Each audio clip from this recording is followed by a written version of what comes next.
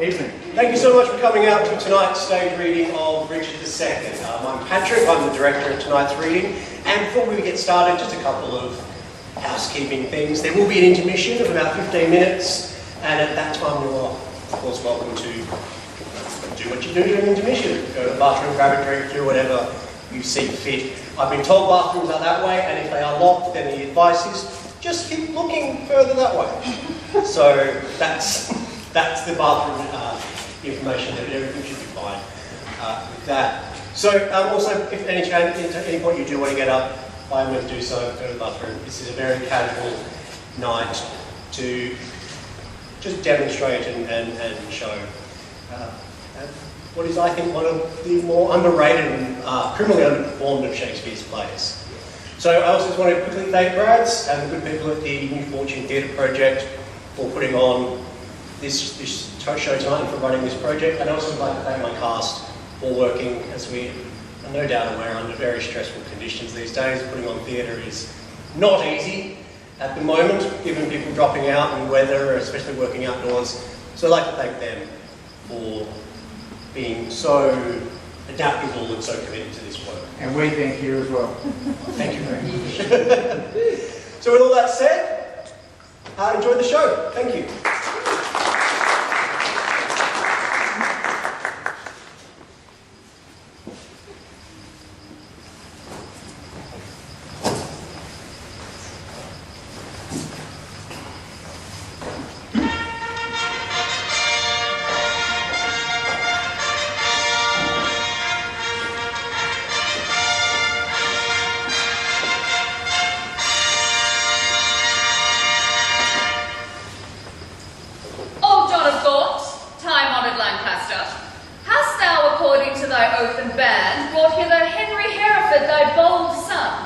Here to make good the boisterous late appeal, which their now letter would not let us hear, against the Duke of Norfolk, Thomas Mowbray.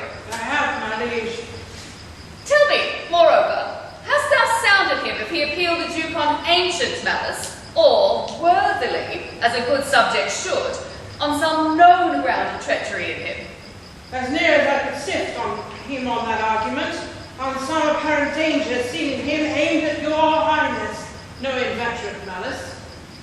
Then call them to our presence, face to face, and frowning brow to brow. Ourselves will hear the accuser and the accused freely speak.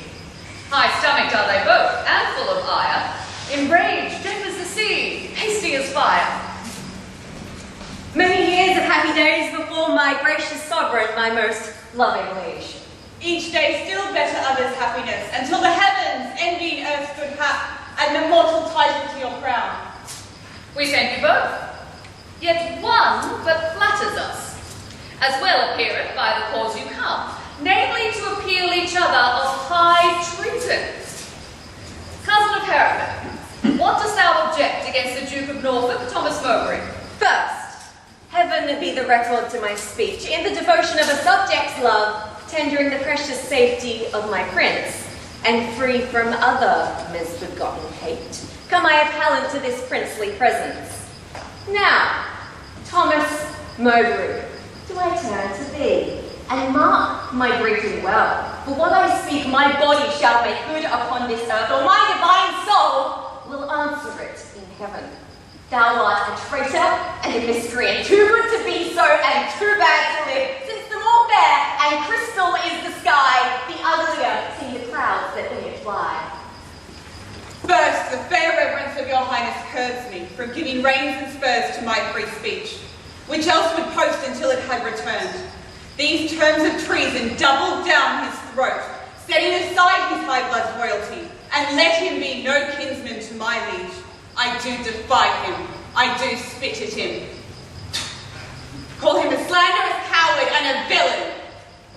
What doth our cousin lay to Mowbray's charge? Look what I speak. My life shall prove it true, that Lord Mowbray hath received 8,000 nobles in name of lending to your highness soldiers, for which he hath attained for lewd employment, like a false traitor and injurious villain. Besides, I say, a willing battle prove that all the treasons for these 18 years complotted and contrived in this land fetch from false Mowbray their first head and spring. Further, I say, and further will maintain upon his bad life and make all this good, that he did plot the Duke of Gloucester's death, and consequently, like a traitor coward, slew its doubt his innocent soul through streams of blood, and by the glorious worth of my descent, this arm shall do it, or this life be spent.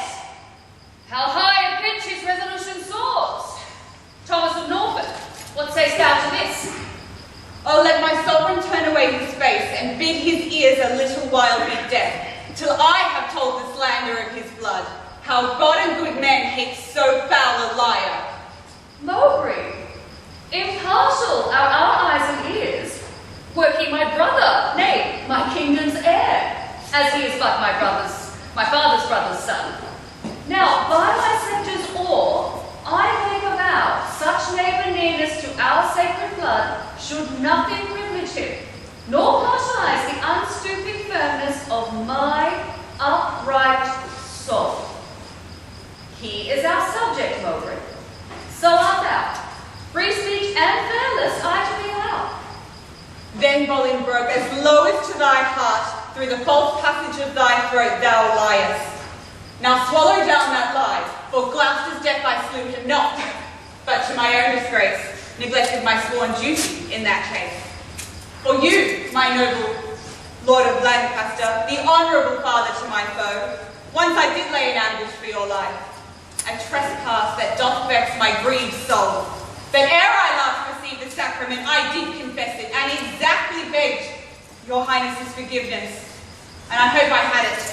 In hate whereof, most heartily I pray your Highness to assign our trial day. Rough, kindled gentlemen, be ruled by me. Let's purge this collar without letting blood. This we prescribe, though no physician. Deep malice makes too deep incision. Forget, forgive, conclude and be agreed. Our doctors say this is no month to bleed. Good uncle, let this end where it begun. We'll calm the Duke of Norfolk, you your son. To be amid peace shall become my age. Throw down, my son, the Duke of Norfolk's cage. And Norfolk throw down his. When, Harry? When? Obedience bids, I should not bid again. Norfolk throw down. We bid, there is no boot. Give me his gage. Lions may leopards tame. Yea, but not change his spots, take but my shame. Mine honour is my life, both row in one. Take honour from me and my life is done. Then, dear my liege, mine honour, let me try. In that I live, and for that I will die. Cousin, throw up your gage. Do you begin? God defend my soul from such a deep sin. Shall I seem crestfallen in my father's sight, or with pale beggar fear impeach my height before this out-dared dastard? We were not born to sue, but to command. Which, since we cannot do to make you friends, be ready, as your lives shall answer it at Coventry, upon St. Lambert's Day.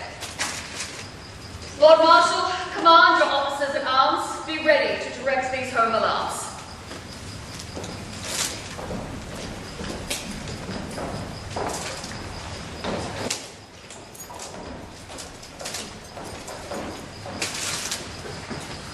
Alas, the pardon I had in Gloucester's blood doth make more solicit me than your exclaims to stir against the butchers of his life.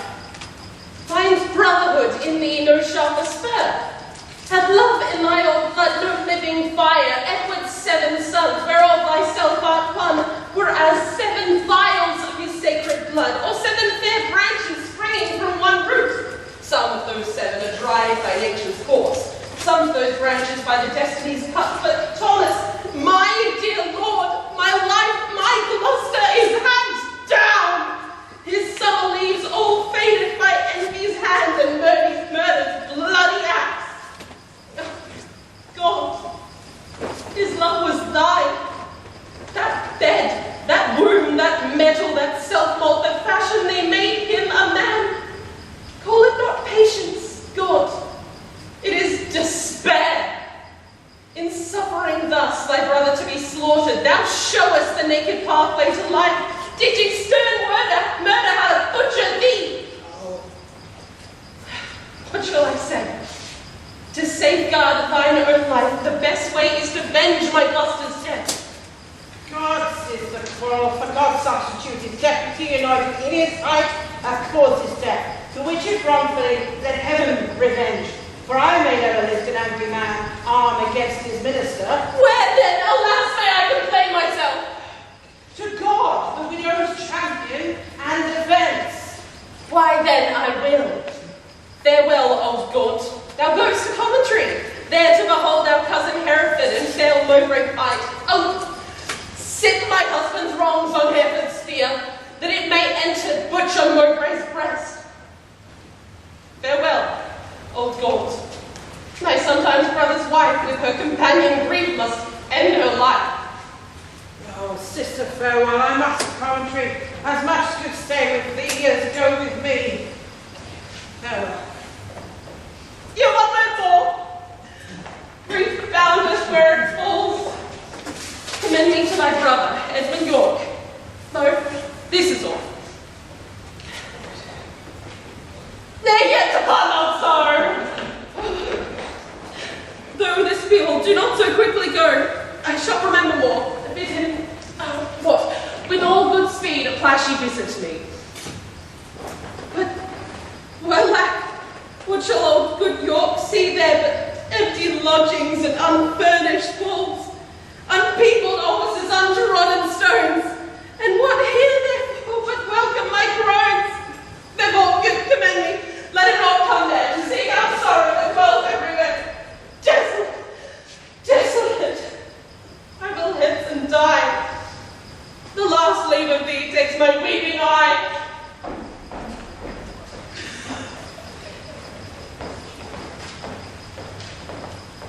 My Lord O'Merle, is Harry Hereford armed? Yea, at all points and longs to enter. Duke of Norfolk, sprightfully and bold, stays, but the summons of the appellant's trumpet. Why then? The champions are prepared, and stay for nothing but his majesty's approach.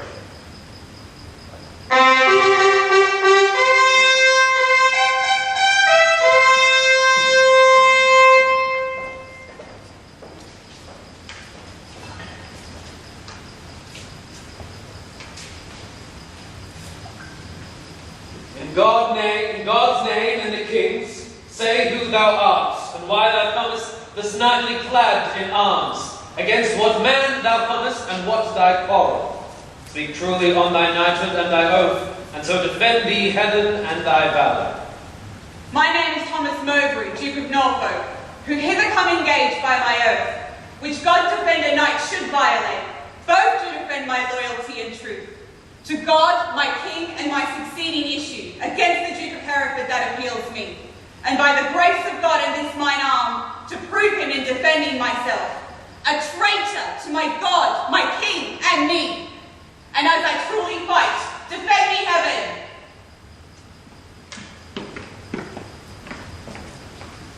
What is thy name, and wherefore comest thou hither before King Richard in his royal lists? Against whom comest thou, and what's thy quarrel? Speak like a true knight, so defend thee heaven. Harry of Hereford, Lancaster, and Derby am I, who ready here do stand in arms to prove by God's grace and my body's valour, in lists, on Thomas Mowbray, Duke of Norfolk, that he is a traitor, foul and dangerous, to God of heaven, King Richard, and to me, and as I truly fight, defend me heaven. On pain of death, no person be so bold or daring hardy as to touch the lists, except the Marshal and such officers appointed to direct these fair designs. Lord Marshal, let me kiss my sovereign's hand and bow my knee before his majesty. Then let us take a ceremonious leave and loving farewell of our several friends. The appellant in all duty greets your highness, and craves to kiss your hand and take his leave. We will descend and fold him in our arms. Cousin Hereford, as thy cause is right, so be thy fortune in this royal right. God in thy good cause make thee prosperous. Rouse up thy youthful blood, be valiant and live. Mine innocency and St. George to thrive. However God or fortune cast my lot, there lives or dies, true to King Richard's throne, a loyal, just and upright gentleman. Go I shall fight, truth hath a quiet breast. Farewell, my lord. Securely I spy virtue with valour couched in thine eye. Order the trial, Marshal, and begin. Harry of Hereford, Lancaster, and Derby, receive thy lance, and God defend the right. Strong as a towering hope, I cry, Amen! Go, bear this lance, Thomas, Duke of Norfolk. Sound trumpets, and set forward combatants.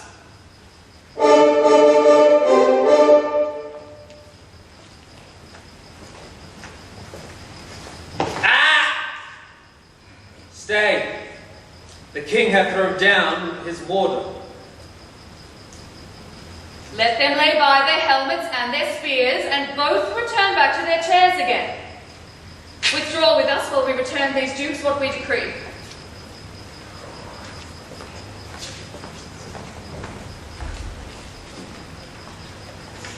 For that our kingdom's earth should not be soiled with the dear blood which it hath fostered, therefore we banish you our territories.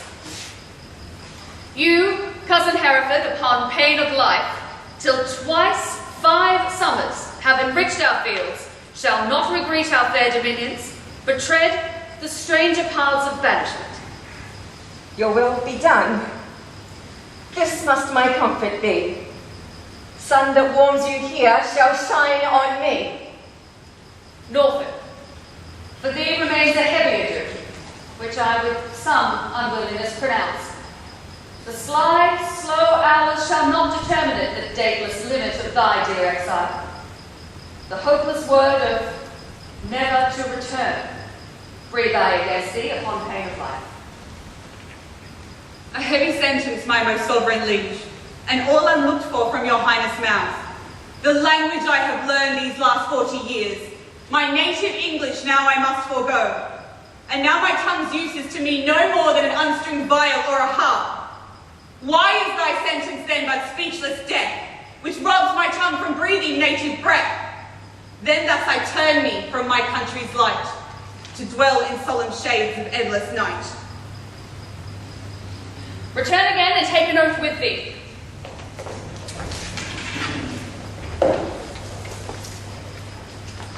Lay on our royal sword your banished hands. Swear by the duty that you owe to God, our part therein we banish with yourselves, to keep the oath that we administer. You shall never, so help you truth and God, embrace each other's love in banishment, nor never look upon each other's face, nor never write, regreet, nor reconcile this lowering tempest of your homebred hate, nor never by advised purpose meet to plot, contrive, or comport any ill against us, our state, our subjects, or our land. I swear. And I to keep all this. Norfolk, so far as to be mine enemy, as now our flesh is banished from this land, confess thy treasons ere thou fly the realm.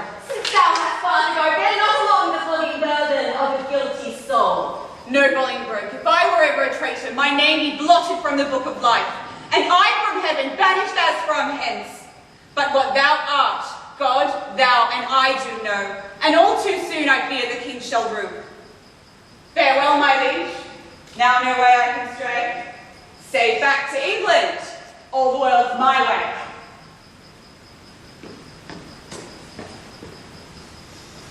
Uncle,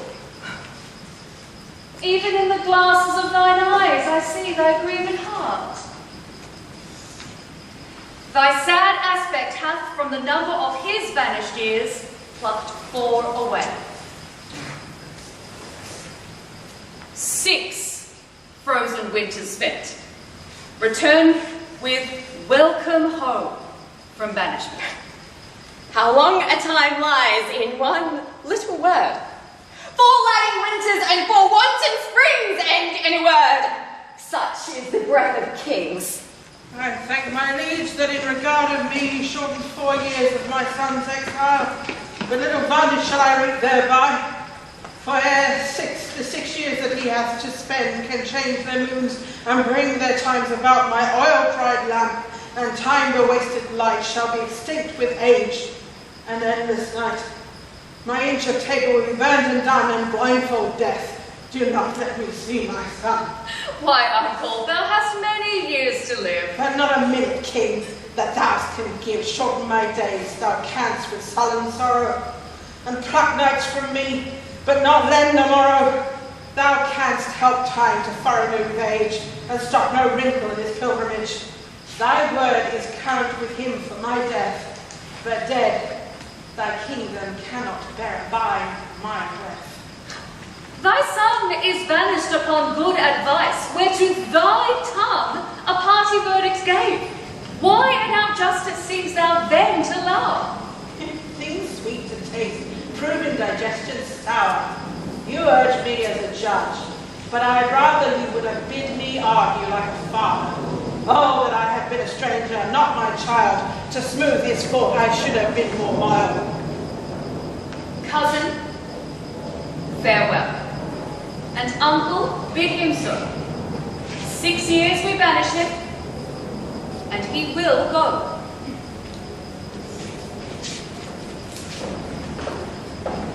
Cousin, farewell. What presence must not know from where you do remain.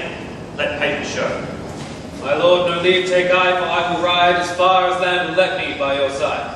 Oh, to what purpose dost thou hold thy words, that thou returnest no greeting to thy friends? I have too few to take my leave of you, when the tongue's offer should be prodigal to breathe the abundant dollar of the heart. Thy grief is but thy absence for a time. Joy, absent. Grief is present for that time. What is 6 winters? They are quickly gone. To many joy, but grief makes 1 hour 10. All in a travel that thou takest for pleasure. My heart will sigh when I call it so, which finds it in enforced pilgrimage. Oh, the sullen passage of thy weary steps esteems as far within thou art to set the precious jewel of thy home return. All places that the eye of heaven visits are to a wise man ports and happy havens. Teach thy necessity to reason thus. There is no virtue like necessity. Be not the king who banished thee, but that thou art the king. Woe doth the heavier sit where it perceives it were fately born. Go, say I sent thee forth to purchase honour, and not the king exiled thee. For gnarling sorrow hath less power to bite the man that mocks at it and sets it light. Come, my son, and I'll bring thee on thy way. Had I thy youth and cause, I would not stay. Then, England's ground, farewell. Sweet soil, adieu. My mother and my nurse that bears me yet. Where I wander, boast of this I can. Though banished, yet a true-born Englishman.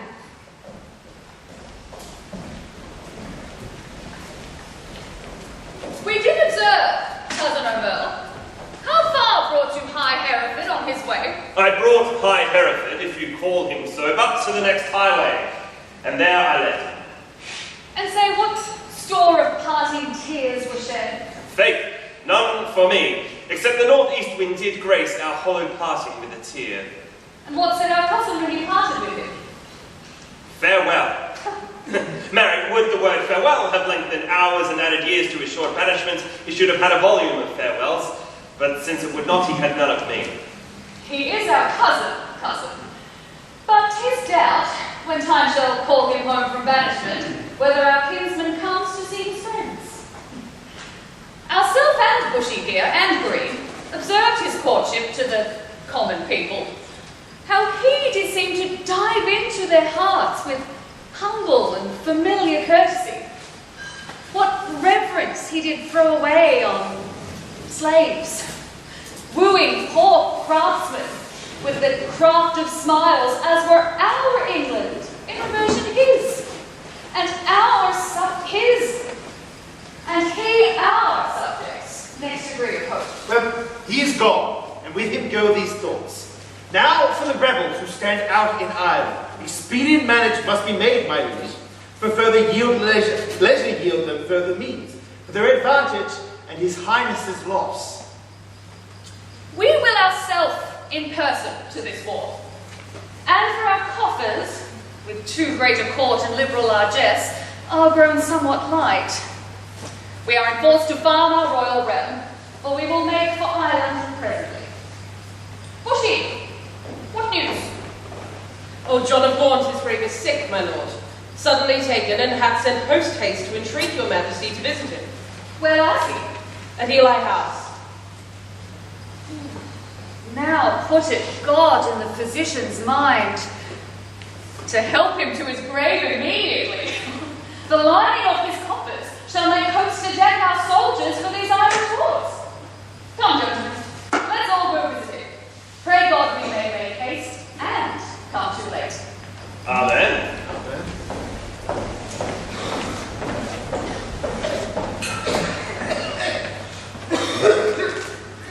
Will the king come, that I may breathe my last in wholesome counsel of his unstayed youth? Vex not yourself, nor strive not with your breath, for all in vain comes counsel to his ear. Oh, but they say the tongues of dying men enforce attention like deep harmony, where words are scarce, they are seldom paid, for they breathe truth that breathe their words in pain. Though Richard my life's counsel would not hear, my death's sad tale may yet undeaf his ear. No, it is stopped with other flattering sounds. His rash, fierce blaze of pride cannot last. His violent fires soon burn out themselves. This royal throne of kings, this sceptred isle, this earth of majesty, this seat of Mars, this other Eden, demi-paradise, this fortress built by nature for herself against infection to the hand of war, this happy breed of men, this little world, this precious stone set in the silver sea, which serves it in the office of a wall, or as a moat defensive to a house against the envy of less happier hands.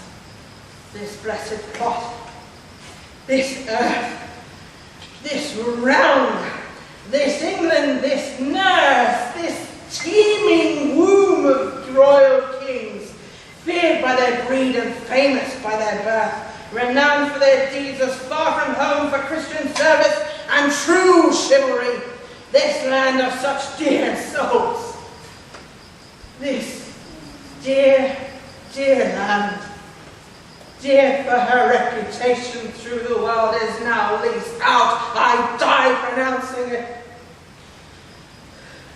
Like to a tenement or a pelting farm, England, bound in the triumphant sea, whose rocky shore beats back the envious siege of watery Neptune, is now bound in with shame. With inky blots and wrong parchment bonds, that England that was wont to conquer others hath made a shameful conquest of itself. How would the scandal vanish with my life? How happy then were my ensuing death. The king is come. Deal mildly with his youth, for young hot colts being raged do rage the more. How fares a noble uncle Lancaster? What comfort, man? How is with age gaunt? How now that name befits my composition. How gaunt indeed, and gaunt in being old, within my grief that have kept me tedious fast. And who abstains from meat that is not gaunt? Gaunt am I for the grave, gaunt as a grave, whose hollow womb inherits naught but bones. Can sick men play so nicely with their names? No, misery makes sport to mock itself, since thou dost seek to kill my name in me. I mock my name, great king, to flatter thee. Should dying men flatter with those that live? No, no, men living flatter those that die. Thou, now a dying, sayest thou flatterest me? Oh no, thou diest, though I sickened me. I am in health. I breathe, and see thee ill. Now he that made me knows I see thee ill. Ill in myself to see, and in thee seeing ill. Thy deathbed is no lesser than thy land, wherein thou liest in reputation sick. And thou too careless, patient as thou art, committest thy anointed body to the cure of those physicians that first wounded thee.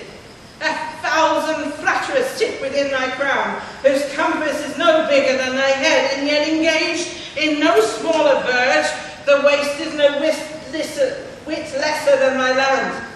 Oh, had thy grandsire with a prophet's eye seen how his son's son should destroy his sons. From forth thy reach he would have laid thy shame, deposing thee before thou wert possessed, which art possessed now to depose thyself. Landlord of England art thou now, not king. Thy state of law is bondslave to the law, and though these words hereafter thy tormentors be. Commit me to my bed, and then to my grave. Love they that live, and hear honour and love. I do beseech your majesty, impute his words to wayward sickness and age in him. He loves you on my life and holds you dear, as Harry Duke of Hereford, were he here. Right, you say true.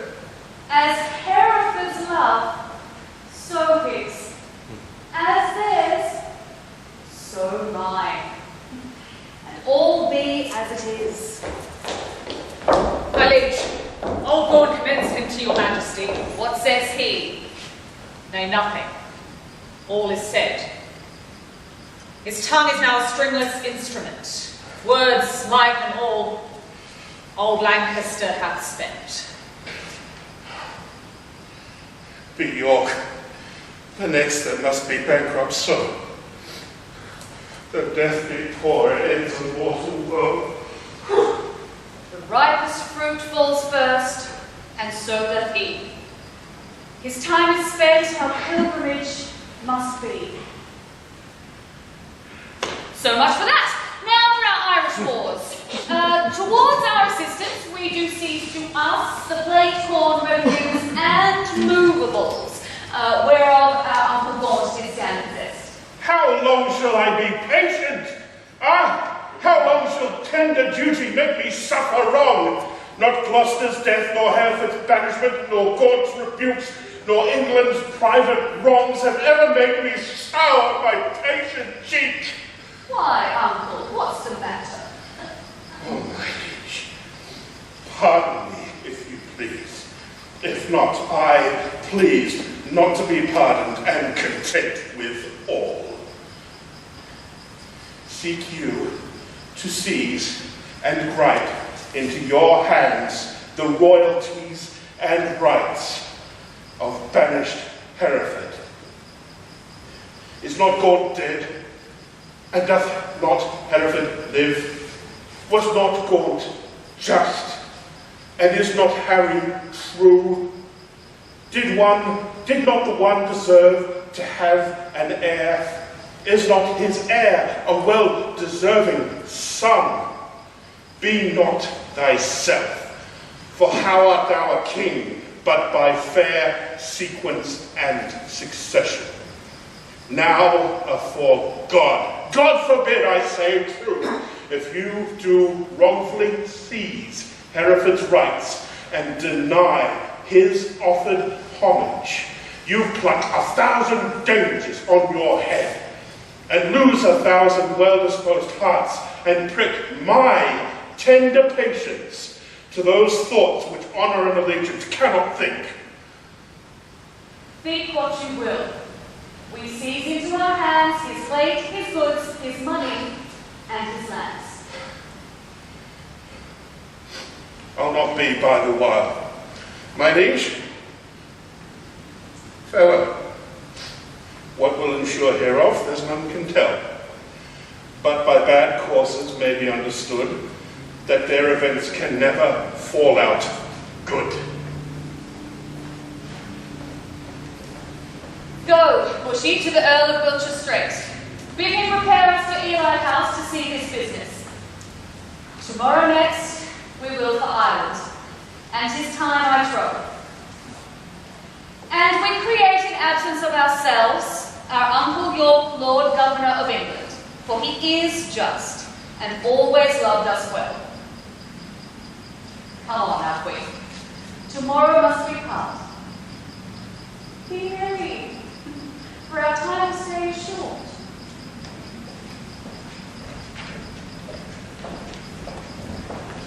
Well, Lord, the Duke of Lancaster is dead. And living too, for now his son is Duke. Barely entitled, not worthy. Richly in both, if justice had no right.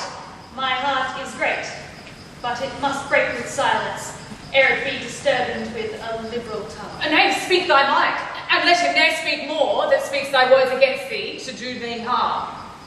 The king is not himself, but basely led by flatterers, and what they will inform, merely in hate against any of us all, and daily new exactions are devised, as flanks, benevolences, and I wot not what. But what, oh, in God's name, doth become of this? The king's grown bankrupt, like a broken man. Reproach and dissolution hangeth over him. He hath not money for these Irish wars, his burthenous taxations notwithstanding by the robbing of the banished Duke. His noble kinsman, most degenerate king. But, Lord, we hear this fearful tempest sing, yet see no shelter to avoid the storm. We see the wind sit sore upon our sails, and yet we strike not, but securely perish.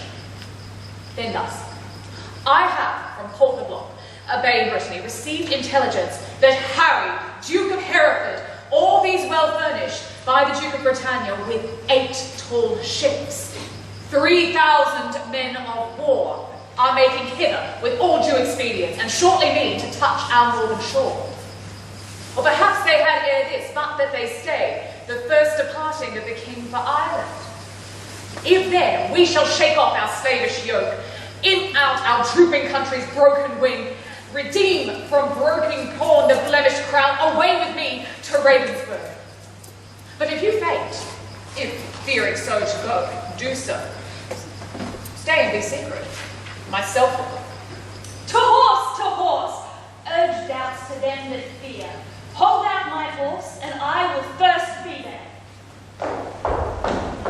Madam, your majesty is much too sad. You promised when you parted with the king to lay aside life-harming heaviness and entertain a cheerful disposition. Please the king I did, to please myself I cannot do it. Yet I know no cause why I should welcome such a guest as brave, save bidding farewell to so sweet a guest as my sweet Richard. Yet again, methinks, some unborn sorrow, rife in fortune's womb, is coming towards me, and in my inward soul with nothing trembles. Something it grieves more than with parting from my lord the king. Each substance of the grief hath 20 shadows, which shows like grief itself, but 'tis not so, which looked on as it is naught but shadows of what is not. Then, thrice gracious queen, more than your lord's departure weep not, more's not seen, or if it be, 'tis in false sorrow's eye, which for things true weeps imaginary. God save your majesty, and well met friend. I hope the king is not yet shipped for Ireland. Why hopest thou so? The better hope he is, for his designs crave haste, his haste good hope. Then wherefore dost thou hope he is not shipped? Then he, our hope, might have retrieved his power and driven into despair an enemy's hope, who strongly have set footing in this land. The banished Bolingbroke repeals himself, and with uplifted arms he saved the ride at Ravensburg. Now God in heaven forbid. No, 'tis too true, and that is worse. The Lord Northumberland, his son, young Henry Percy, Lords of Ross, Beaumont, and Willoughby, with all their powerful friends, are fled to again. Why have you not proclaimed Northumberland and all the rest revolted faction traitors? We have, whereupon the Earl of Worcester hath broken his staff, resigned his stewardship, and all of the household servants fled with him to Bolingbroke.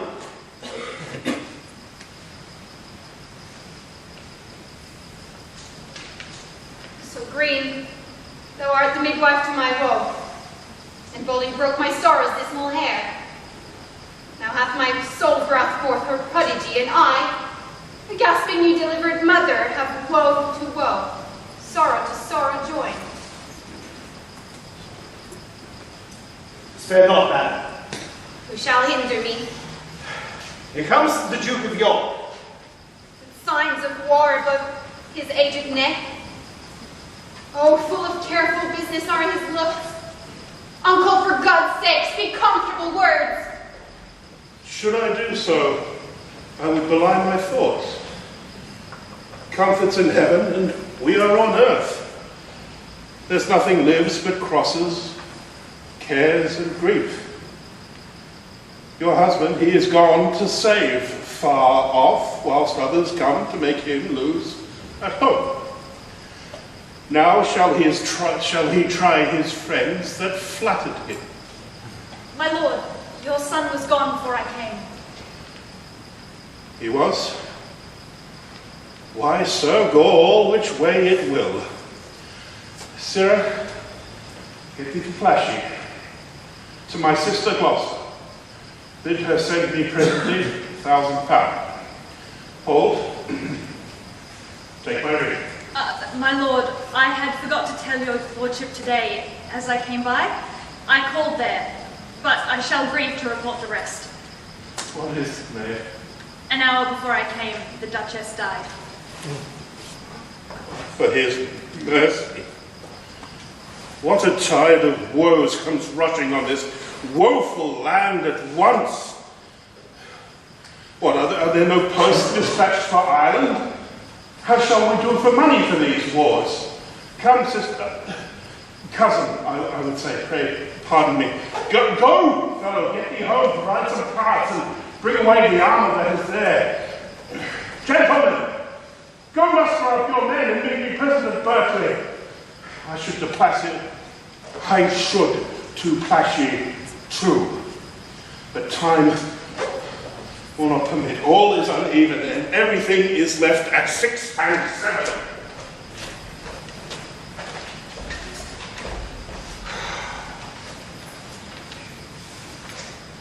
The wind fixeth fair for news for Ireland, but none returns. None returns. For us to levy power proportionable to the enemy is all impossible. Besides, our nearness to the king is the nearness to hate of those who love not the king. And that's the wavering point. For their love lies in their purses, and who empties them by so much fills their heart with deadly hate. Wherein the king stands generally condemned. If judgment lie in them, then so do we, because we ever have been near the king. Well, I will for refuge straight to Bristol Castle. The Earl of Wiltshire is already there. Thither will I with you.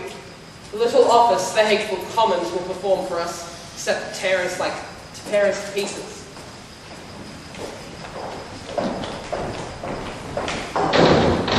How far is it, my lord, to Berkeley now? Believe me, noble lord, I am a stranger here in Gloucestershire.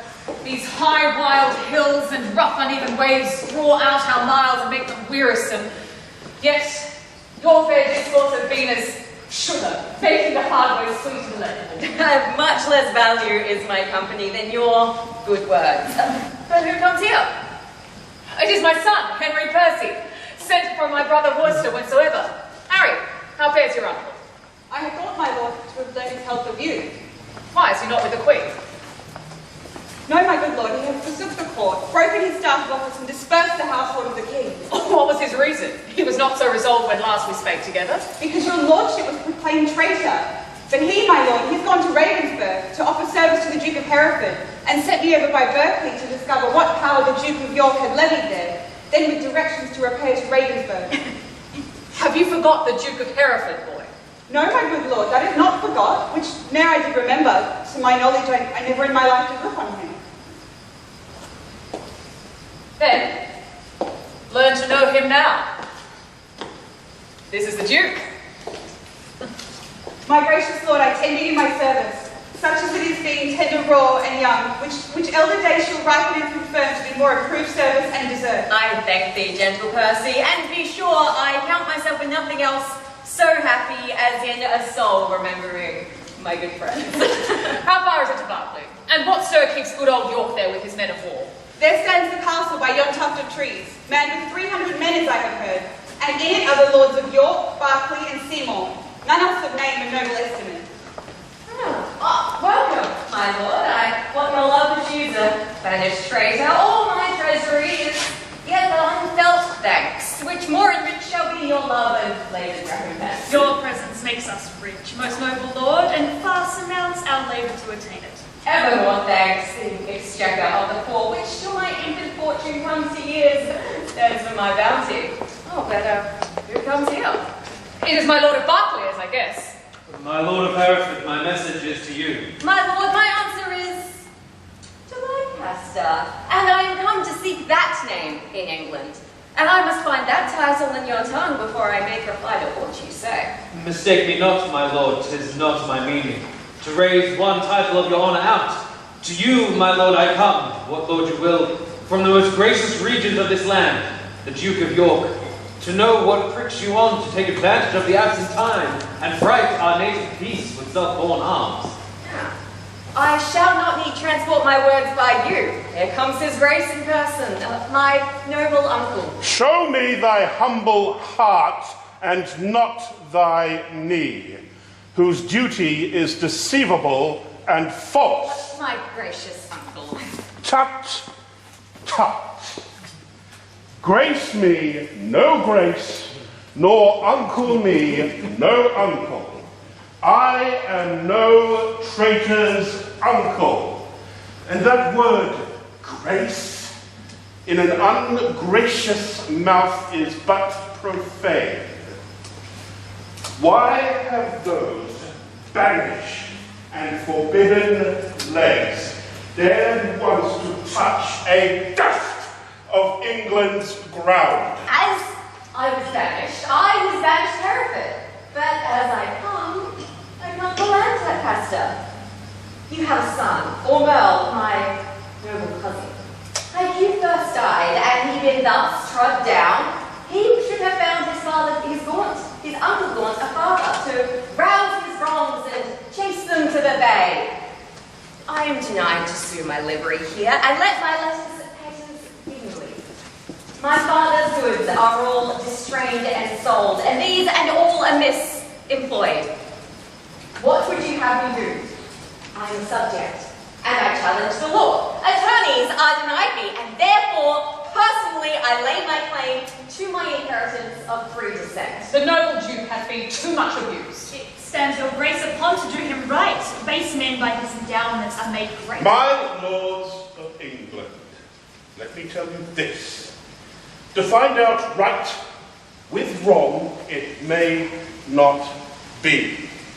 And you that do abet him in this kind, cherish rebellion, and are rebels all. The noble Duke hath sworn his coming is but for his own, and for the right of that we have all strongly sworn to give him aid, and let him ne'er see joy that breaks that off.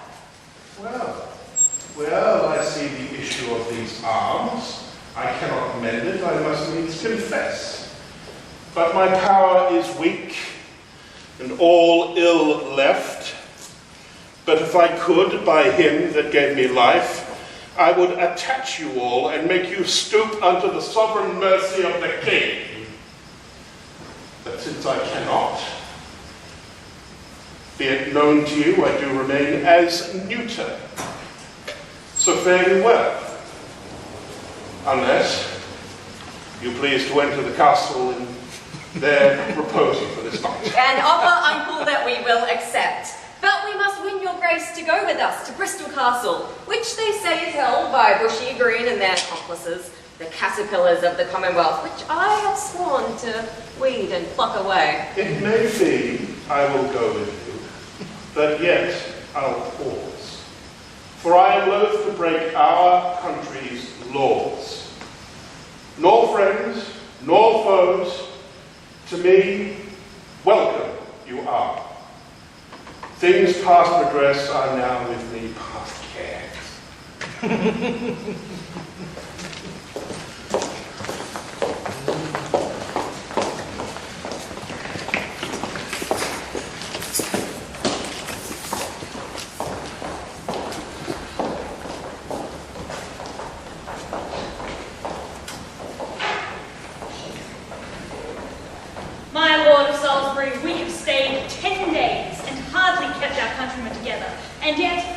hear no tidings from the king.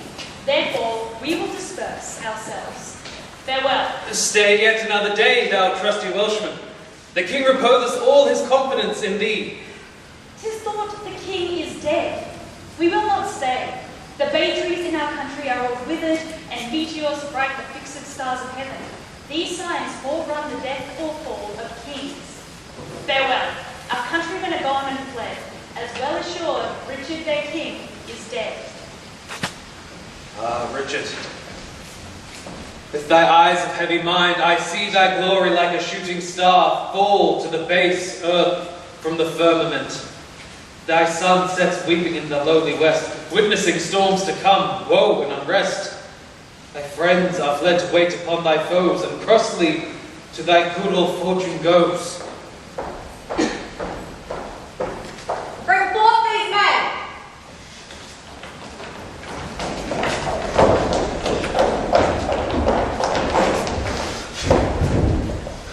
Bushy and green, I will not vex your souls, since presently your souls must part with your bodies.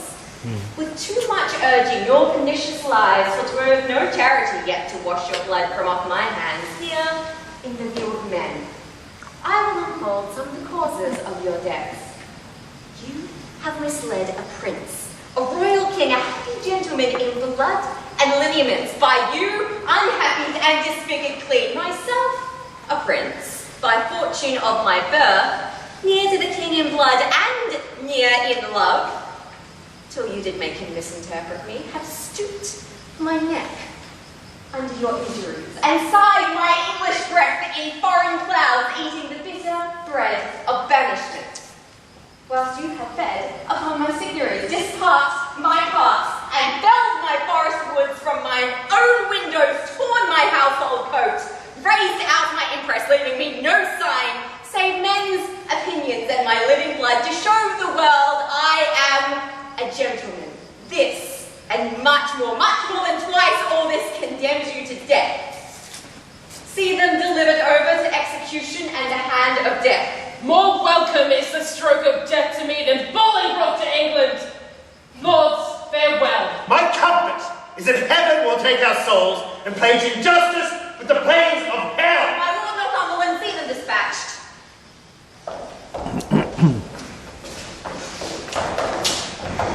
Uncle, you say the queen is at your house. For God's sake, fairly let her be entreated. Tell her I send to her my kind commends. Take special care that my greetings be delivered. A gentleman of mine I have dispatched with letters of your love to her at lunch. Thanks, gentle uncle. Come, Lord, away. Bartley Castle, Lord. Yea, my lord. How puts your grace the air after your late tossing on the breaking sea? Needs must I like it well. I weep for joy to stand upon my kingdom once again.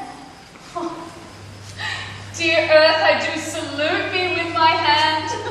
The rebels wound thee with their horses' hooves. As a long-parted mother with her child plays fondly with her tears and smiles in meeting, so weeping, smiling, I greet thee, my earth, and do these favours with my royal hands. Mock not my senseless conjuration, lords. This earth shall have a feeling, and these stones prove armed soldiers, ere her native king shall falter under foul rebellion's arms. Fear not, my lord. That power that made you king, that power to keep you a king in spite of all. The means that heaven yields must be embraced and not neglected. Else if heaven would, we would not suffer heaven's offer we refuse. The prophet means of succour and redress. He means, my lord, that we are too remiss, whilst Bolingbroke, through our security, grows strong and great in substance and in power. Discomfortable cousin, knowest thou not that when the searching eye of heaven is hid beneath the globe that lights the low world, then thieves and robbers range abroad unseen. But when from under this terrestrial wall the fires the proud tops of the eastern pines, and dance his life from every guilty hold. Then murders, treasons, and detested sins, the cloak of night being plucked from off their backs, stand bare and naked, trembling at themselves. So when this thief, this traitor Bolingbroke, who all this while hath revelled in the night, whilst we were wandering with the Antipodes, shall see us rising in our throne, the east, his treasons will sit blushing in his face. Not all the water in the rough, rude sea can wash the balm off from an anointed king. The breath of worldly men cannot depose the deputy elected by the Lord. For every man that Bolingbroke hath pressed to lift shrewd steel against our golden crown, God, for his Richard, hath in heavenly pay a glorious angel. Then, if angels fight, weak men must fall, for heaven still guards the right. Welcome, my lord. How far off lies your power? Not near nor farther off, my gracious lord, than this weak arm. Discomfort guides my tongue, and bids me speak of nothing but despair. One day too late, I fear me, noble lord, hath clouded all thy happy days on earth. O call back yesterday, bid time return, and thou shalt have 12,000 fighting men. Today, unhappy day, too late, overthrows thy joys, friends, fortune, and thy state.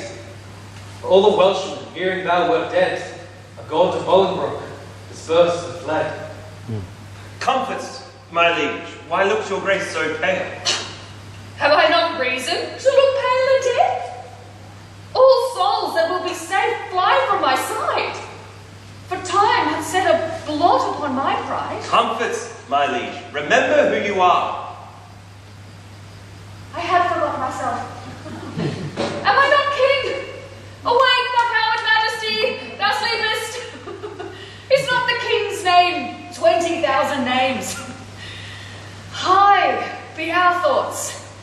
I know my uncle York hath power enough to serve our turn. But who comes here? For health and happiness betide, my liege, then can my care-tuned tongue deliver him. Mine ear is open and my heart prepared. The worst is worldly loss, thou canst unfold. Say, is my kingdom lost? Why, 'twas my care cry woe, destruction, ruin, and decay. The worst is death, and death will have his day. Glad am I that your highness is so armed to bear the tidings of calamity.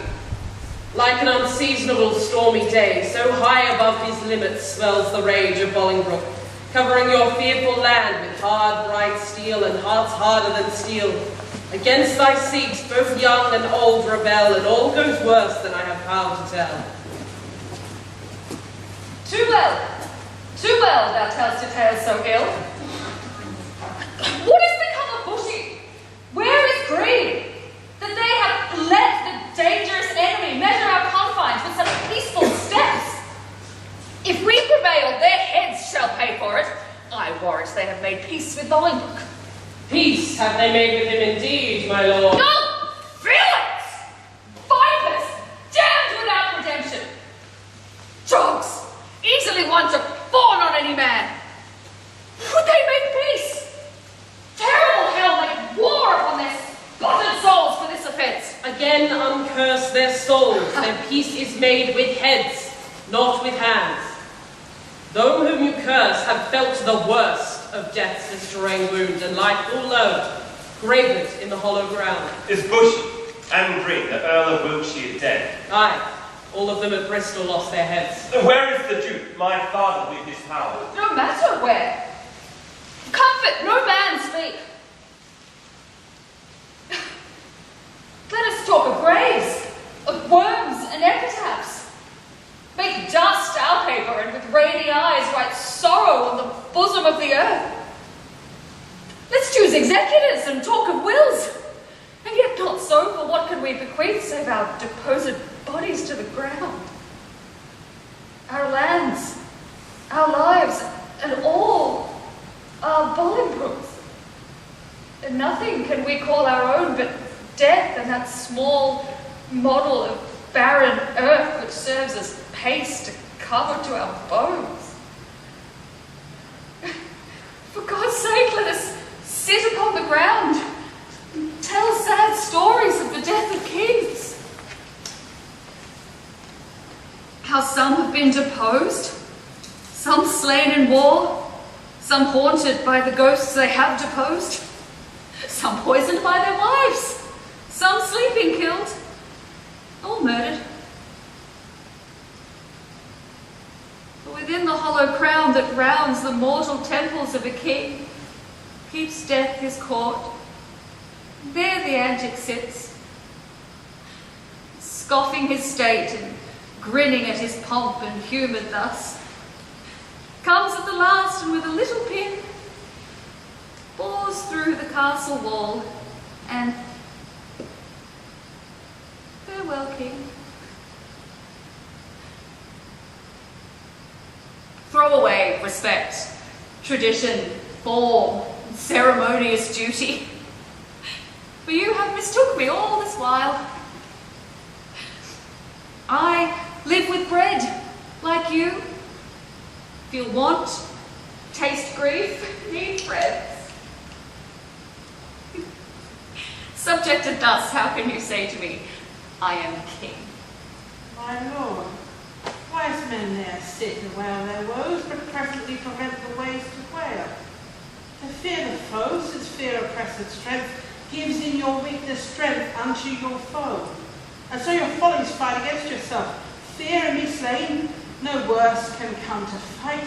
And fight and die is death destroying death, where fearing die pays death's servile breath. My father hath a power. Inquire of him and learn to make a body of a limb. Thou chidest me well. Proud Bolingbroke, I come to change blows with thee for our day of doom. This fit of fear is overblown. An easy task it is to win our own. Say, Scroope, where lies our uncle with his power? Speak sweetly, man, though thou look'st be sour. I play the torturer by small and small to lengthen out the worst that must be spoken. Your Uncle York is joined with Bolingbroke, and all your northern castles yielded up, and all your southern gentlemen in arms upon his party. Thou hast said enough. Go to Flint Castle, there I'll pine away. A king, woe slave, shall kingly woe obey. That power I have, discharge, and let them go to ear the land that hath some hope to grow, for I have none. Let no man speak again to alter this, but counsel is but vain. My liege, one word. He does me double wrong that wounds me with the flatteries of his tongue. Discharge my followers, let them hence away. For Richard's night is Bolingbroke's day. So that by this intelligence we learn the Welshmen are dispersed, and Salisbury is gone to meet the king, who lately landed with some few private friends upon this coast. The news is very fair and good, my lord. Richard, not far from here, hath hid his head.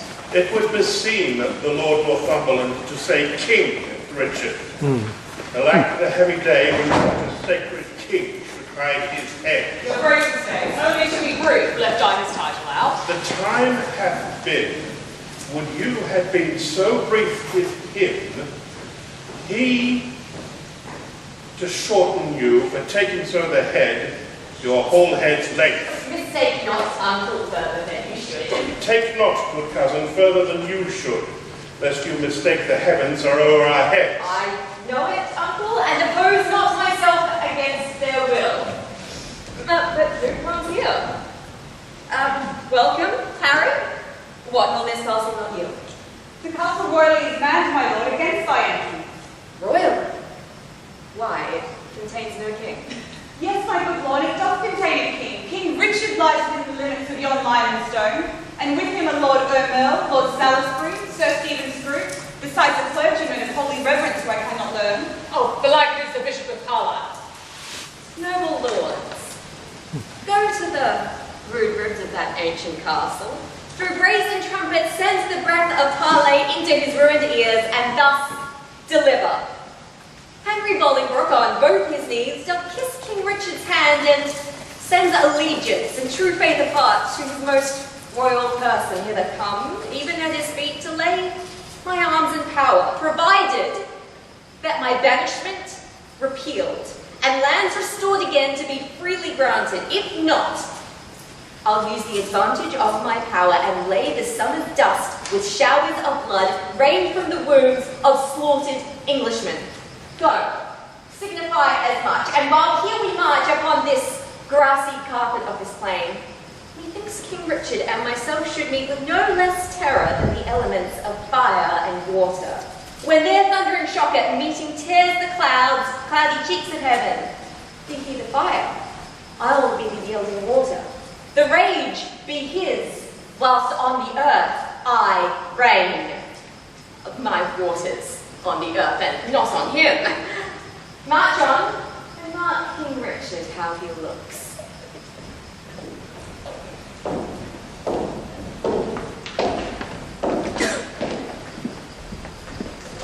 We are amazed, and thus long have we stood to watch the fearful bending of thy knee, because we thought ourselves thy lawful king. And, if we be, how dare thy joints forget to pay their awful duty to our presence? If we be not, show us the hand of God that hath dismissed us from our stewardship. For well we know, no hand of blood and bone can gripe the sacred handle of our sceptre, unless he do profane, steal, or usurp. Tell Bolingbroke, for yond methinks he stands, that every stride he makes upon my land is dangerous treason.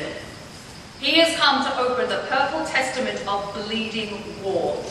The King of Heaven forbid our Lord the King should so with civil and uncivil arms be rushed upon. Thy thrice noble cousin Harry Bolingbroke doth humbly kiss thy hand. And by the honourable tomb he swears that stands upon your royal grandsire's bones, and by the royalties of both your bloods, his coming hither hath no further scope than for his lineal royalties, and to beg his branches and to lean upon his knees, which on thy royal party grant once, his glittering arms he will command to rust, his barbed steeds to stables, and his heart to faithful service of your majesty. Who swears he is a prince, is just, and as I am a gentleman, I credit him. Northumberland, say thus, the king returns. His noble cousin is right welcome hither, and all the number of his fair demands shall be accomplished without contradiction. With all the gracious utterance thou hast, speak to his gentle hearing, kind lips. We do debase ourselves, cousin, do we not? To look so poorly and to speak so fair? Shall we call back Northumberland and send defiance to the traitor and so die? No, fighting ones, let's fight with gentle words, to a time lends friends, and friends their helpful swords.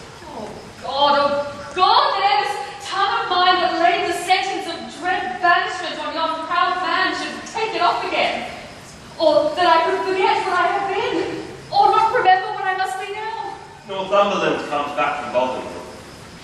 What must the king do now? Must he submit? The king shall do it. Must he be deposed? The king shall be contented. Must he lose the name of king? Oh, God's name, let it go. I'll give my jewels for a set of beads, my gorgeous palace for a hermitage, my large kingdom for a little grave, a little grave, an obscure grave. the king's highway. Some way of common trade, where subjects' feet may hourly trample on their sovereign's head. For on my heart they tread now whilst I live and buried. Once why not upon my head? Oh no. Thou weeps, my tender-hearted cousin.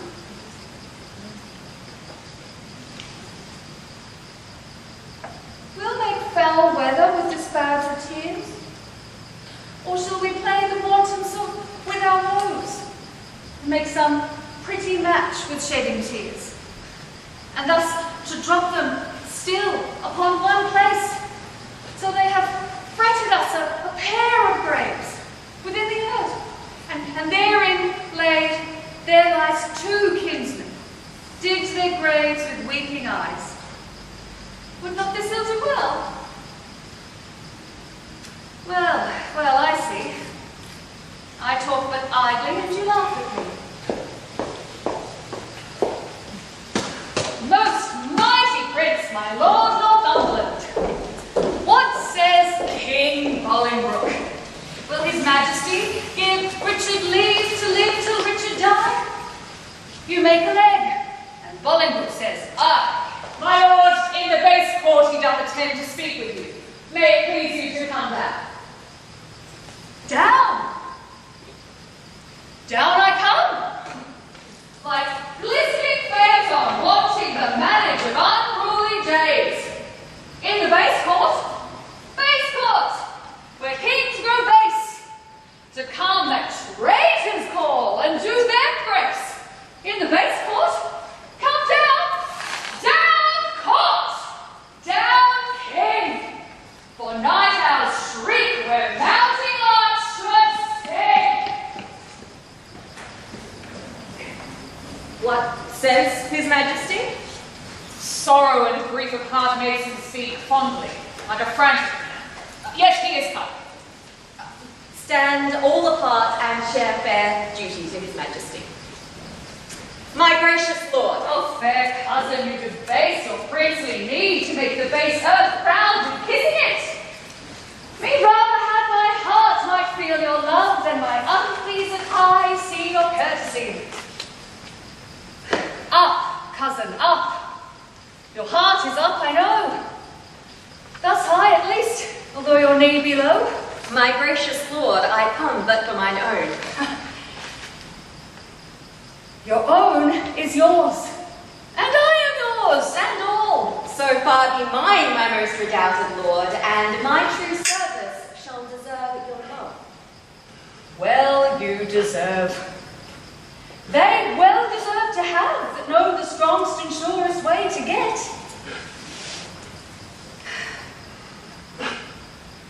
Uncle. Oh. Give me your hands. Dry your eyes. Tears show their love, but want their remedies. Cousin, I am too young to be your father, though you are old enough to be my heir. What you will have, I'll give, and willing too. For do we must what force will have us do. Set on toward London, cousin, is it so? Yea, my good lord. Oh, then I must not say no.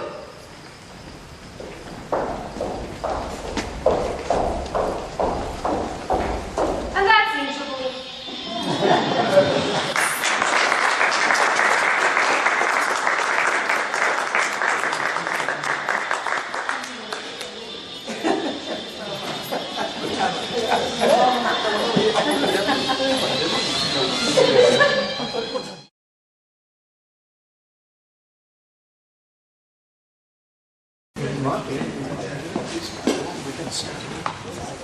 What sport shall we devise here in this garden to drive away the heavy sort of care? Madam will play false. Twill make me think the world is full of grubs, and that my fortune rubs against the bias. Madam will dance. My legs can take no measure in delight, when my poor heart no measure keeps in grief. Therefore no dancing, girl. Some mother's sport. Madam will tell tales Of sorrow or of joy. of either.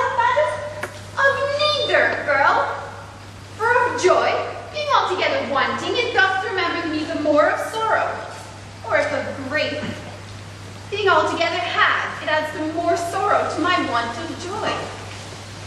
For what I have I need not to repeat, and what I want it boots not to complain. Madam, I will sing. Tis well that thou hast cause, but thou shouldst please me better wouldst thou weep. I would weep, madam, would it do you good? And I could sing, would weeping do me good, and never borrow any tear of thee. But stay, here come the gardeners. Let's step into the shadow of these trees. My wretched nest unto a row of pins, they'll talk of state, for every one doth so against the change. Woe is forerun of woe. Go thou, and, like an executioner, cut off the heads of two fast-growing sprays that look too lofty in our commonwealth. All must be even in our government. You thus employed, I will go root away the noisome weeds, which, without profit, suck the soil's fertility from wholesome flowers. Why should we, in the compass of a pale, keep law and farm in due proportion, shown as in a model in our firm estate? When our sea-walled garden, the whole land is full of weeds. Her fairest boughs choked up, her knots disordered with wholesome herbs, swarming with caterpillars. Oh, hold thy peace. The weeds which his broad-spreading leaves did shelter, that seemed eating him to hold him up, are plucked up, root and all, by Bolingbroke. I mean the Earl of Wiltshire, bushy, green. What, are they dead? They are. And Bolingbroke has seized the wasteful king. Oh, what a pity it is that he has not so trimmed and dressed his lads as we this garden. Had he done so to great and growing men, they might have lived to bear fruit, and he to taste their fruits of duty. Superfluous branches wheel up away, that barren boughs may live. Had he done so, himself had borne the crown, which waste of idle hours has quite thrown down. What? Think you then the king shall be deposed? Oh, depressed he is already, and deposed his doubt he will be. Letters came last night to a dear friend of the good Duke of York that tells black tidings. Oh, I am pressed to death for want of speaking. Thou, old Adam Blindness, set to dress this garden. How dares thy harsh tongue sound some wicked youth? What Eve, what serpent, hath suggested thee to make a second fall of cursed men? Why dost thou say King Richard is deposed? Darest thou little better thing than earth, to bar his downfall? Say, where, when, and how camest thou by this ill tidings? Speak, thou wretch! Pardon me, madam. Little joy have I to breathe this news, yet what I say is true. Post you to London, and you will find it so. I speak no more than every man doth know. And am I last that knows it? Oh, thou didst to serve me last, that I may longest keep thy sorrow in my breast. Come, ladies, go to meet at London, London's king in woe. What? Was I born to this, that my sad look should grace the triumph of great Bolingbroke? Gardener, for telling me these news of woe, pray God that plants thou grasp may never grow.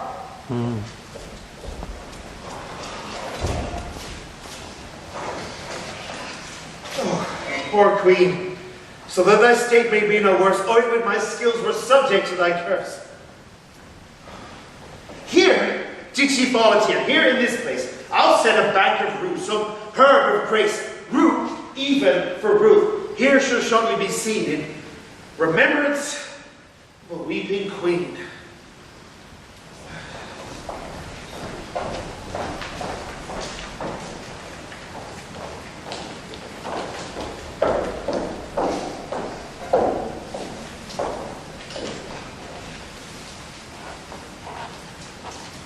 Great Duke of Lancaster, I come to thee from plume-plucked Richard, who with willing soul adopts thee heir, and his high scepter yields to the possession of thy royal hand. Ascend his throne, descending now from him, and long live Henry, fourth of that name. In God's name, I'll ascend the regal throne. Marry, God forbid. Worst in this royal presence may I speak, and yet best beseeming me to speak the truth. What subject can give sentence on his king? And who sits here that is not Richard's subject? And he himself that is not present? Oh, forfend it, God, that in a Christian climate souls refined should show so heinous black obscene a deed. Fetch hither Richard, that in common view he may surrender, so we shall proceed without suspicion. I will be his conduct. My lord of Hereford here, who you call king, is a foul traitor to proud Hereford's king.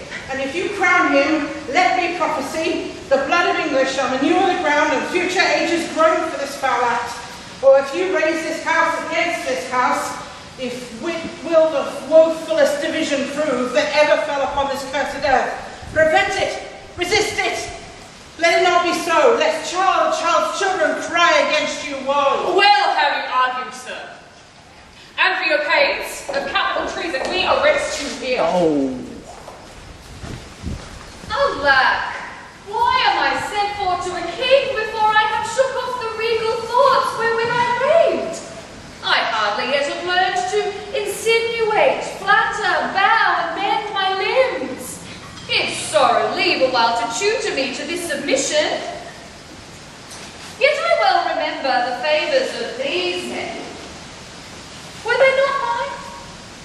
Did they not sometime cry, all hail, to me?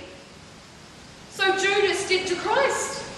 But he in 12 found truth in all but one. I in 12,000. None.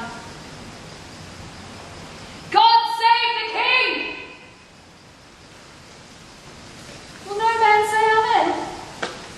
Am I both priest and clerk? Well, then amen! God save the king, although I be not he. And yet, amen, if heaven do think him me. To what service am I sent for hither? To do that office of thine own good will which tired majesty did make thee offer. The resignation of thy state and crown to Henry Bolingbroke. Give me the crown.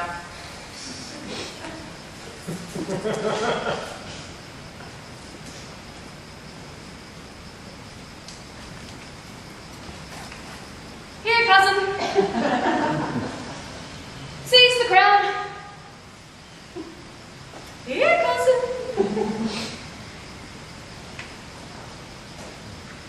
On this side my hand, on that side yours. Now is the golden crown like a deep well that owes 2 buckets, filling one another.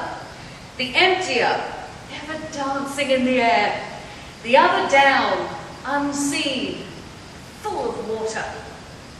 That bucket down and full of tears am I, drinking my griefs, whilst you mount on high. I thought you had been willing to resign. My crown I am, but still my griefs are mine. You may my glories and my state depose, but not my griefs. I remain king of those. Are you contented to resign the crown? No! I. For I must nothing be. Therefore no, no. For I resign to thee.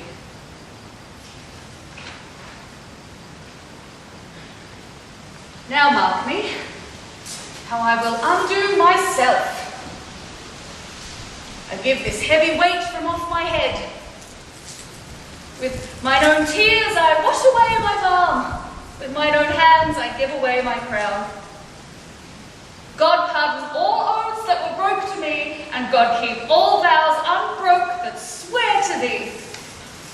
Long mayst thou live in Richard's seat to sit, soon lie Richard in an earthly pit. God save King Harry, unkinged Richard says. and send him many years of sunshine days. What more remains? No more, but you read these accusations and these grievous crimes committed by your person, your followers, against the state and profit of this land, that by confessing that the souls of men may deem that you are worthily deposed. Must I do so? And must I ravel out my wind-up folly, gentle Northumberland? If thy offences were on record, would it not shame thee, so fair a truth, to read a letter of them? If thou wouldst, there shouldst thou found one heinous article containing the posing of a king. My lord, dispatch, read all these articles. Mine eyes are full of tears, I cannot see. But my lord, no more of mine! Thou hawk, insulting man! Nor no man's lord, I have no name, no title, not the name was given me at the font, but is usurped. Alack, the heavy day that I have worn so many witnesses out and not know what name to call myself.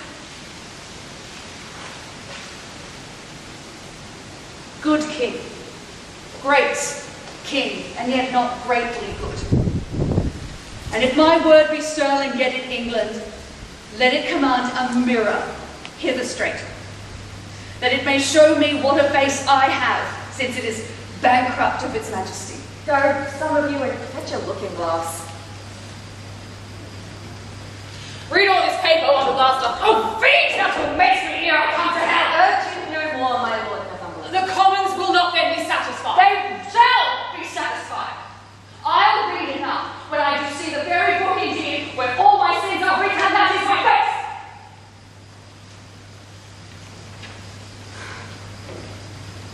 Give me the glass, and therein will I read.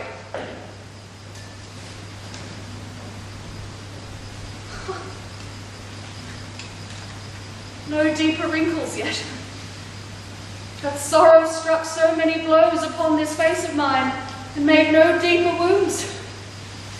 Oh, flattering glass, like to my followers in prosperity, thou dost beguile me. Was this the face that like the sun did make beholders wink? The brittle glory shineth in this face, as brittle as the glory is the face. Well, there it is, cracked in 100 shivers. Mark, silent king, the moral of this sport. How soon my sorrow hath destroyed my face. The shadow of your sorrow hath destroyed the shadow of your face. Say that again. The shadows of my sorrow. Ha! Let's see. 'Tis very true, my grief lies all within. I'll beg one boon, and then be gone and trouble you no more. Shall I obtain it? Name it, fair cousin. Fair cousin. I am greater than a king. For when I was a king, my flatterers were then but subjects. But now as subject, I have a king here to my flatterer. Being so great, I have no need to beg, yet ask. And shall I have? You shall. Then give me leave to go. Whither? Whither you will, so I will from your sight. Go. Some of you, convey him to the tower. Oh, good! Convey! Convey as I all that rise thus swiftly by a trooping fall.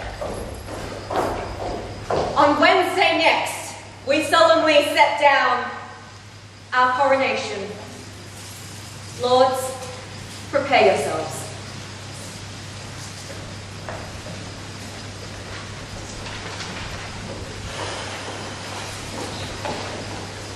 The woeful pageant have we here beheld.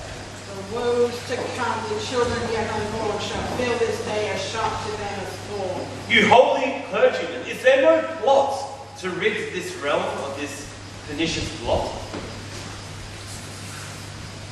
My lord, Before I speak freely herein, you shall not only take sacrament to bury my intents, but also to effect whatever I shall happen to devise. I see your brow is full of discontent, your heart of sorrow, and your eyes of tears. Come home with me to supper, and I'll lay a plot. Shall show us all a merry day. This way the king will come. This is the way to Julius Caesar's ill-erected tower, to whose flint bosom my condemned lord is doomed a prisoner by proud Bolingbroke. Here let us rest, this rebellious earth, have any resting for her true king's queen. But soft, but see, or rather do not see, my fair rose wither. Yet look up, behold, that you in pity may dissolve to dew and wash him fresh again with true love tears. Join not in grief. Fair woman, do not sorrow, to make my end too sudden.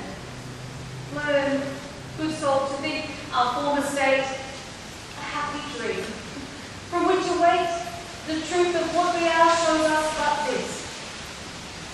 I am sworn brother, sweet to grim necessity, and he and I will keep a league till death. Hie thee to France, and cloister thee in some religious house. Our holy lives must win a new world's crown, which our profane hours here have stricken down. What?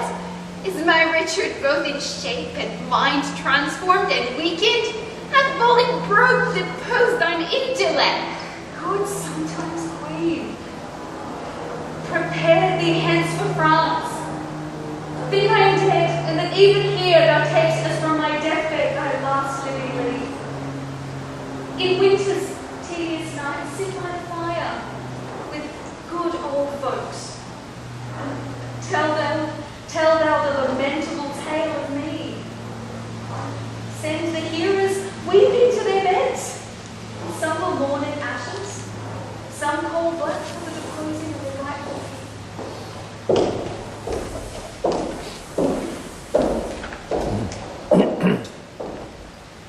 My lord, the mind of Bolingbroke has changed. You must to Pomfret, not into the tower. And madam, there is an order ta'en for you. With all swift speed, you must away to France. Take leave and part, for you must part forthwith. Doubly divorced. There have men violated twofold marriage, twixt my crown and me, and then twixt me and my married wife. Let me unkiss the oath twixt thee and me.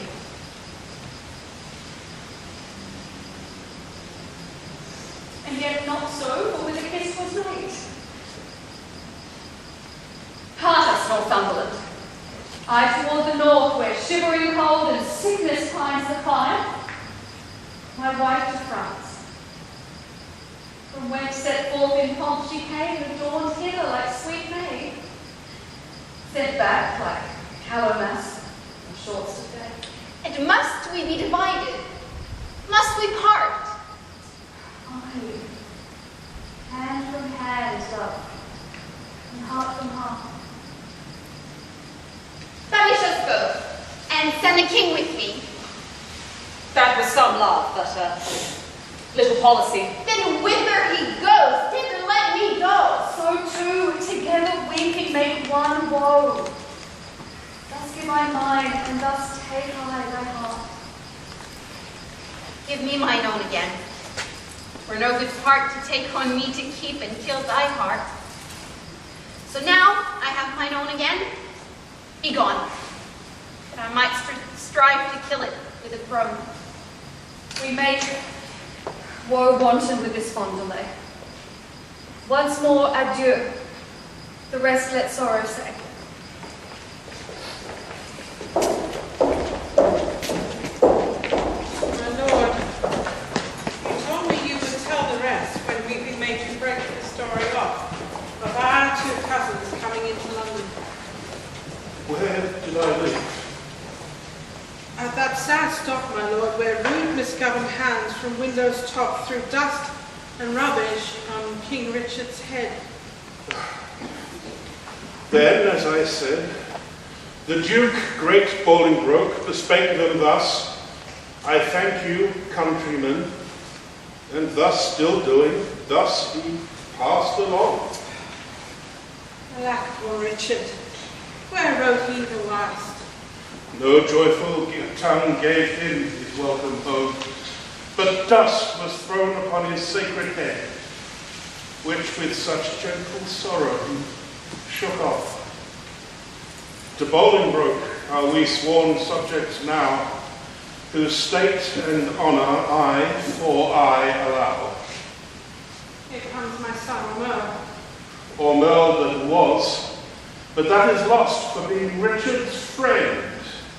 And, madam, you must call him Rutland now. I am in Parliament pledged for his truth and lasting fealty to the new-made king. Welcome, my son, for I with violence now will strew the green lap of the new-come spring. Madam, I know not, nor I greatly care not. God knows I had as lief been done as one. Well, fare you well in this new spring of time, lest you be cropped before you come to prime. What news from Oxford? Hold those justs and triumphs? For aught I know, my lord, they do. You will be there, I know. If God prevent not, I purpose so. What seal is that hangs without thy bosom? Yea, thou look pale. Let me see the writing. My lord, 'tis nothing. No, then you see it. I will be satisfied. Let me see the writing. I do beseech your majesty to pardon me. It is a matter of small consequence, which for some reasons I would not have seen. Which for some reasons, sir, I need to see. I fear. Should you fear? 'Tis nothing but some bond that he has entered unto gay apparel against the triumph day. Bound to himself? What doth he with a bond that he is bound to? Wife, thou art a fool. Boy, let me see the writing. I do beseech you, pardon me, I may not show it.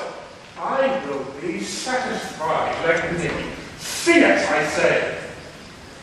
He plucks it out, and he reads it.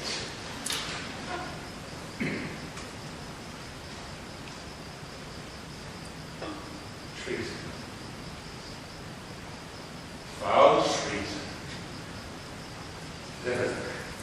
Traitor slave! What is the matter, my lord? Who is within there? Saddle my horse, God for his mercy. What treachery is here? Why, what is it, my lord? Give me my boots, I say. Saddle my horse.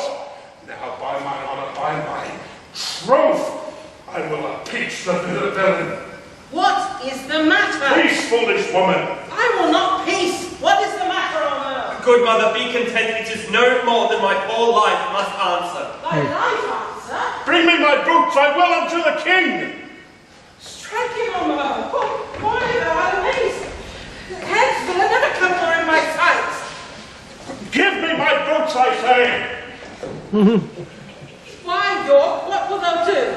Wilt thou not hide the trespass of thine own? Have we more sons? Are we like to have? Is not my teeming date drunk up with time, and wilt thou pluck my fair son from mine age, and rob me of a happy mother's name? Is he not like thee? Is he not thine own? Thou fond mad woman, wilt thou conceal this dark conspiracy? And does not the men here take sacrament, and interchangeably set down their hands to kill the king at Oxford? Death! It shall be done. We'll keep him here. Then what is up to him?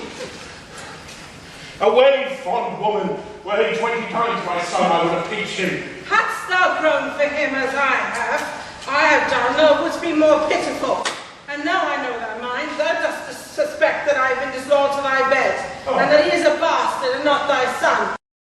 York, sweet husband, be not of that mind. He is as like thee as a man may be. Not like to me or any of my kin, and yet I love him. Make way, unruly one. After him, after him, mount thee upon his horse and spur post, and get before him to the king, and beg thy pardon ere he do accuse thee. I'll not be one behind, though I be old, I doubt not that but ride as fast as York, and never will I rise from the ground till Bolingbroke has pardoned thee. Away, begone!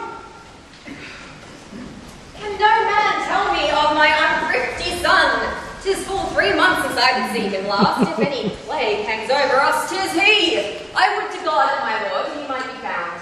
Inquire at London, amongst the taverns there. Where is the king? What means our cousin that he stares and looks so wildly? God save your grace. I do beseech your majesty to have some conference with your grace alone. Withdraw yourself and leave us here alone. What is the matter with our cousin now? May forever my knee grow to the earth, my tongue cleave to my roof within my mouth, unless a pardoned ear I rise or speak. Intended or committed was this fault? If on the first, how heinous ere it be, to win thy after love, I pardon thee. Then give me leave that I may turn to the key, that no man make answer till my tale be done. Have thy desire? My liege, beware, look to thyself. Thou hast a traitor in thy presence here. Villain, I'll make thee safe. Stay thy revengeful hand, thou hast no cause to fear. Open the door, secure foolhardy king. Shall I for love speak treason to thy face? Open the door or I will break it down. What is the matter, uncle? Speak. Recover breath. Tell us, how near is danger that we may arm us to encounter it? Peruse this writing here, and thou shalt know the treason that my haste forbids to show. Remember, as thou readest thy promise past, I do repent me. Read not my name there, my heart is not confederate with my hand. It was, villain, ere thy hand did set it down. I tore it from the traitor's bosom, king. Fear and not love begets his penitence. Forget to pity him, lest thy pity prove a serpent that will sting thee to the heart. Heinous, strong, and bold conspiracy! Oh, loyal father of a treacherous son! Thy overflow of good converts to bad, and thy abundant goodness shall excuse this deadly blot in thy transgressing son. So shall my virtue be his vices bored, and he shall spend mine honour with his shame. Thou kill'st me in his life, give him breath. The traitor lives, the true man's put to death. What ho, my liege? For God's sake, let me in! What shrill voice suppliant makes this eager cry? Oh, woman, and thy aunt, great king, 'tis I. Speak with me, pity me, open the door. A beggar begs and never begged before. Our scene is altered from a serious thing, and now changed to the beggar and the king. My dangerous cousin, let your mother in.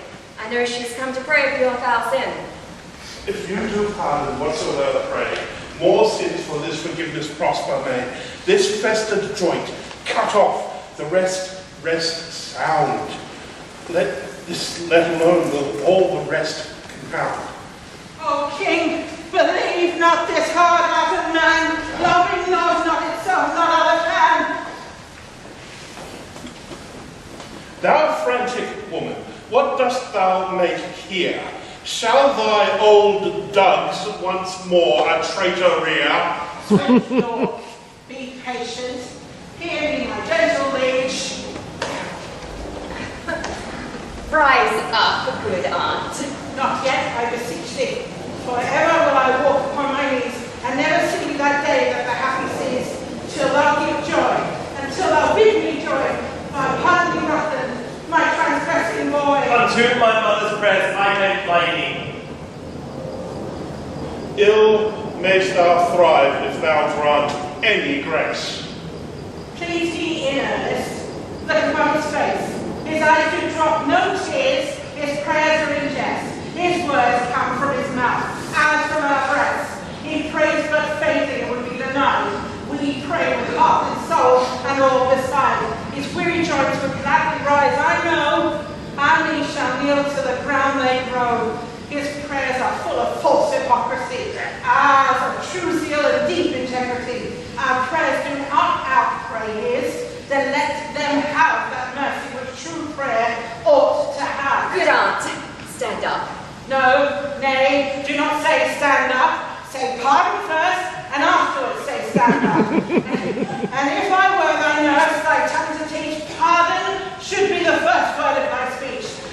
never long to hear a word from now. Say, pardon, king, let pity teach thee how. The word is short, but not so short as sweet. No word like pardon, for kings' mouths so meet. Good aunt. Stand up.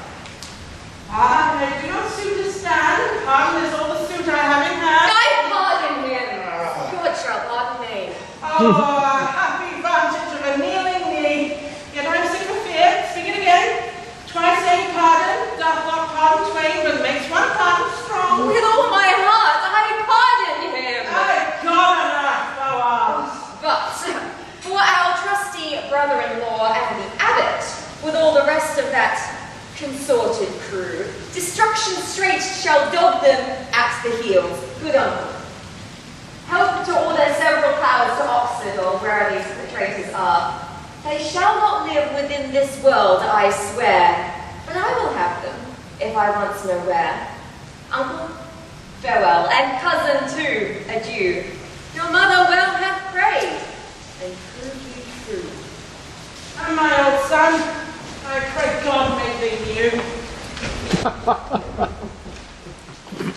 I have been studying how I may compare this prison where I live unto the world. And, for because the world is populous and here is not a creature by myself, I cannot do it. Yet I'll hammer it out. Thus play I in one person many people, and none contented. Sometimes am I king. Then treasons make me wish myself a beggar, and so I am. And then crushing penury persuades me I was better when a king. And then I am kinged again. And by, think that I am unkinged by Bolingbroke. And straight am nothing. But whate'er I be, nor I, nor any man, that, but that man is with nothing. Shall I be pleased? Shall he be eased with being nothing? Music do I hear? Keep time! How sour sweet music is, when time is broken, no proportion kept. I wasted time, and now doth time waste me. For now hath time made me his numbering clock. My thoughts are minutes, and with sighs they jar. The music mads me, let it sound no more! Although it have hold madmen to their wits, in me it seems it will make wise men mad. Yet, blessing on his heart that gives it me, which is a sign of love. And love to Richard is a strange brooch in this all-hating world. Hail, royal prince. Thanks, noble peer. The cheapest of us is 10 groats too dear. What art thou? And how comest thou hither where no man ever comes but that sad dog that brings me food to make misfortune live? I was poor groom of thy stable, king, when thou wert king, who, travelling towards York, with much ado at length had gotten leave to look upon my sometimes royal master's face. Oh, how it yearned my heart when I beheld in London streets that coronation day when Bolingbroke rode on Roan Barbary, that horse that thou so often hadst bestride, that horse that I so carefully addressed. Rode he on Barbary? Tell me, gentle friend, how went he under him? So proudly as if he disdained the ground. So proud that Bolingbroke was on his back. That Jane hath eat bread from my royal hand. This hand hath made him proud with clapping him. Would he not stumble? Would he not fall down? Since bride must have a fall and break the neck of that proud man that did usurp his back. Oh. Forgiveness, horse. Why do I rail on thee, since thou, created to be awed by man, was born to bear? I was not made a horse. and yet I bear a burthen like an ass. Spurred, galled, and tired, jouncing bully. Fellow, give place, here is no longer stay. If thou love me, 'tis time thou went away. What my tongue dares not, but my heart shall say. My lord, will it please you to fall to? Taste it first, as thou art wont to do. My lord, I dare not. Sir Piers of Exton, who lately came from the king, commands the contrary. The devil take Henry of Lancaster and me! How you can stand, I'm weary of it! Uh-oh. How now? What means death in this room to sought? Go thou and fill another room in hell.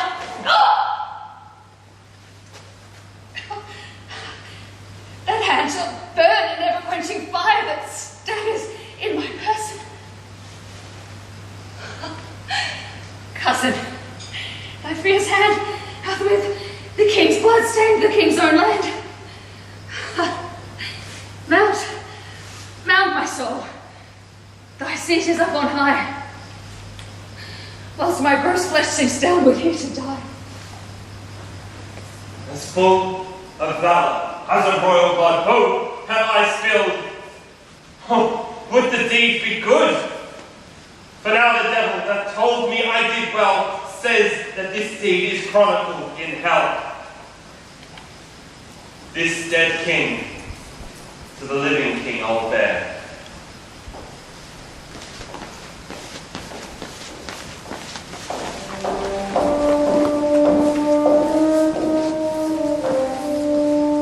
Welcome, my lord. What is the news? First, to thy sacred state, I wish all happiness. The next news is, I have to London sent the heads of Oxford, Salisbury, Blunt, and Kent. The manner of their taking may appear at large discoursed in this paper here. Oh, we thank you, gentle Percy, for thy pains, and to thy work will add right-worthy gains. The grand conspirator, Abbot of Westminster, with clog of conscience and sour melancholy, hath yielded up his body to the grave. But here is Carlisle, living to abide thy kingly doom and sentence of his pride. Carlisle, this is your doom. Choose out some secret place, some reverend room, more than thou hast, and with it joy thy life. So as thou livest in peace, die free from strife. For though mine enemy thou hast ever been, high sparks of honour in thee have I seen. Great King, with this coffin I present thy buried fear. Herein all breathless lies the mightiest of thy greatest enemies, Richard of Bordeaux, by me hither brought. Cousin, I thank thee not. For thou hast wrought a deed of slander with thy fatal hand upon my head and all this famous land. From your mouth, my lord, did I this deed. They love not poison that do poison thee, nor do I thee. Though I did wish him dead, I hate the murderer. Love him murdered. The guilt of conscience take thou for thy labour. For neither my good word nor princely favour with Cain go wander through shades of night, and never show thy head by day nor light. Lords, I protest. My soul is full of woe. That blood should sprinkle me to make me groan. Come. Mourn with me for that I do lament, and put on sullen, black, incontinent. I'll make a voyage to the Holy Land to wash this blood off from my guilty hand. Much sadly after, grace my mornings here, in weeping after this untimely bier.